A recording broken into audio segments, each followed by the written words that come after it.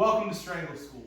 I'm Josh Moody. Today I got my friend Rudy with me, and we are going to be working on guard passing. Specifically, we're going to be talking about passing an open guard, and even more specifically, a butterfly guard. We're going to be looking at using the twist sweep to almost magically pass a butterfly guard. It's so easy, it seems like magic. And when you do this to somebody, especially when you do this to somebody that you had no business passing their guard, the look on their eyes is delicious.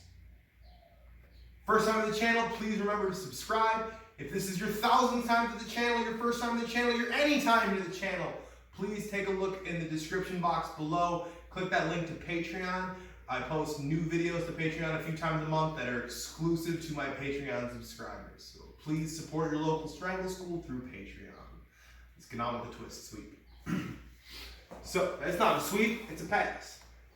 So I approach a partner who is trying to play some variation of a seated guard, probably a butterfly guard. Anytime you have an opponent in butterfly guard, they're going to be looking to get their head a little bit lower than yours, and they're going to look to scoot and become closer and closer to you. It's really, really important that his shoulders are in front of his hips. If his shoulders were behind his hips, it'd be very easy for me to push him and for him to fall. But as soon as his shoulders come in front of his hips, when I push him, it's very difficult for him to go anywhere. Just scoot your butt back just a little bit. Yeah, and now his shoulders, when I push, he doesn't go anywhere. But what he does give me when he does that is he lets me snap him down, okay? So I see that his shoulders are in front of his hips and his head's coming forward like he's gonna engage with me. I'm gonna block him with one of my forearms. So my forearm goes along his collarbone, my hand grabs the back of his head, and I'm taking his head off of alignment while I'm driving my elbow into his chest, okay? Boom.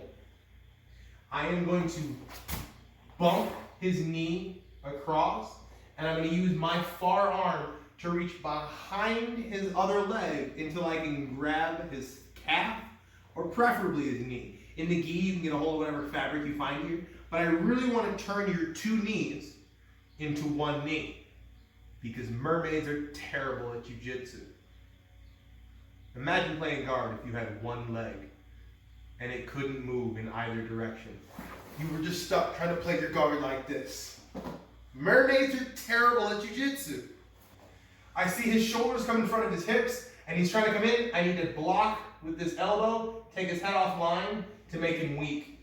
I'm gonna use my knee to knock his knee to the side, and I'm gonna reach under to grab his leg. Now I'm gonna switch knees. My left knee is gonna go down, my right foot's gonna come up. I'm going to pull his head to my left and pull his knees to my right. And I'm going to twist him flat to his back. I'm going to put my chest on his chest. My left arm comes behind his head, elbow to the mat, palm flat to the mat. My right arm is going to start to look for this underhook. And I'm either going to line my floating rib up with his floating rib or my hip with his hip. I like floating rib to floating rib because I like to steal people's souls. But if you're friendlier than me, you can just go hip to hip. So I approach a butterfly guard and I find that his shoulders start coming in front of his hips. I need to use a forearm to prevent him from getting any closer. If he gets any closer, he's gonna start locking up double underhooks. He's gonna start head fighting me. All this stuff's gonna be bad. Now when he starts moving, if he moves, I'm gonna come with him and he's got control of my body. And I ain't having that shit.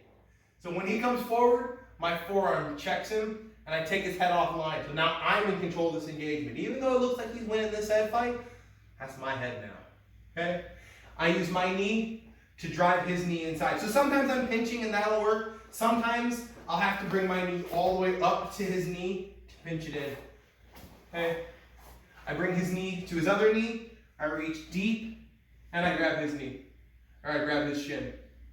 My left knee stays on the floor, my right foot comes up, and what that does is it makes space for his feet to slide right past me. If I leave my knee on the floor, when I go to spin him, his foot is stuck inside my thigh. So I step up and I just twist him like a top. Whoop. Floating rib to floating rib. And I like to ride this scarf so I can steal his soul.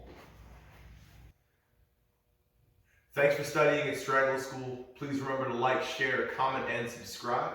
This time and every time, thank you for being here.